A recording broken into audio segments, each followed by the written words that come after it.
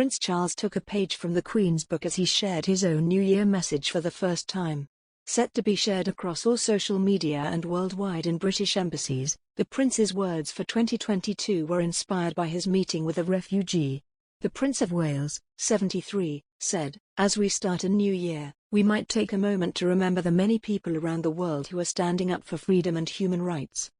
In places such as Afghanistan, Syria, and Myanmar, among others, the threats and reality of political and religious persecution and insecurity are coupled with an increasingly dire humanitarian situation. In the face of such adversity, incredibly brave individuals, local communities and international organizations are responding to great needs by providing vital assistance. I pray for peaceful resolutions to these conflicts and that we might all be blessed with the courage to support those in need, wherever they may be." In 2021, Charles and Camilla, the Duchess of Cornwall, visited the Middle East, including Jordan. During this royal tour, the prince met with Hudaifa, a 30-year-old Syrian refugee who was trying to start a new life as a beekeeper in Jordan.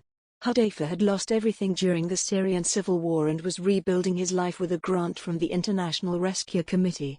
Prince Charles became a patron of the said charity in January 2020 and has also met with other refugees in the past, thanks to his role as president of the British Red Cross.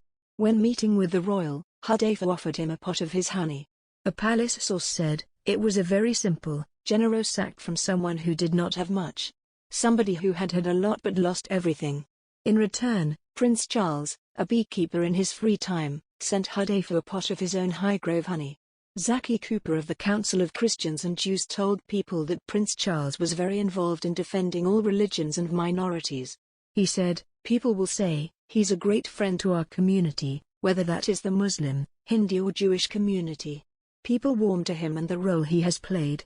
Hitan Mehta, executive director of the British Asian Trust, added, "He is very good at being able to cut through any divide.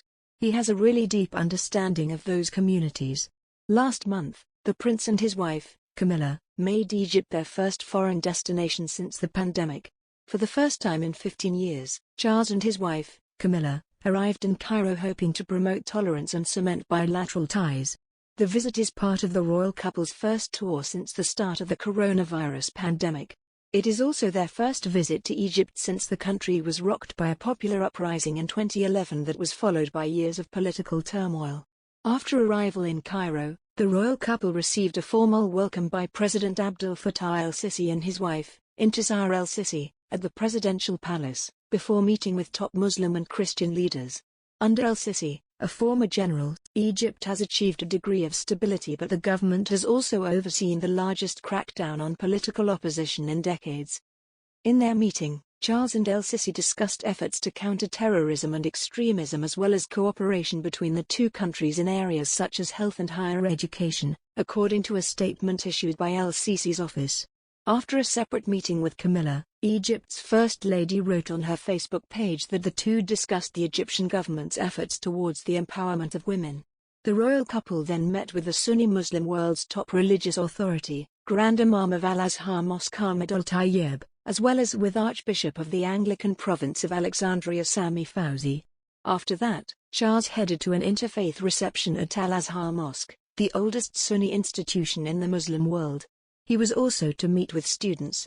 The Prince of Wales helped start a UK academic scholarship programme which allows Al-Azhar scholars to pursue degrees in Islamic studies at British universities before returning to Al-Azhar to work as faculty members. Launched in 2015, the programme aims to promote mutual understanding between Muslims and non-Muslims.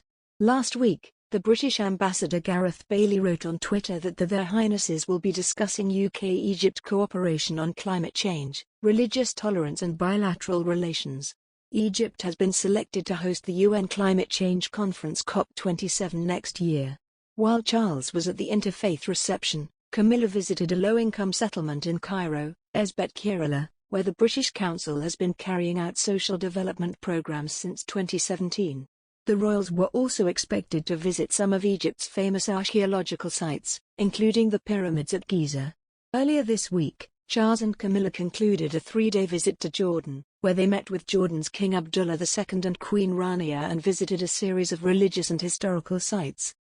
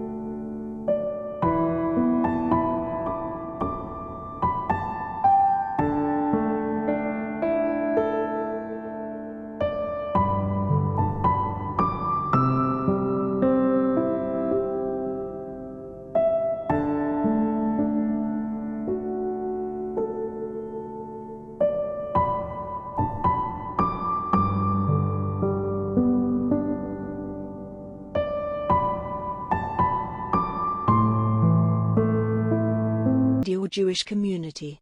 People warm to him and the role he has played. Hitan Mehta, executive director of the British Asian Trust, added, "He is very good at being able to cut through any divide. He has a really deep understanding of those communities." Last month, the prince and his wife, Camilla, made Egypt their first foreign destination since the pandemic. For the first time in 15 years, Charles and his wife, Camilla, arrived in Cairo hoping to promote tolerance and cement bilateral ties. The visit is part of the royal couple's first tour since the start of the coronavirus pandemic. It is also their first visit to Egypt since the country was rocked by a popular uprising in 2011 that was followed by years of political turmoil. After arrival in Cairo, the royal couple received a formal welcome by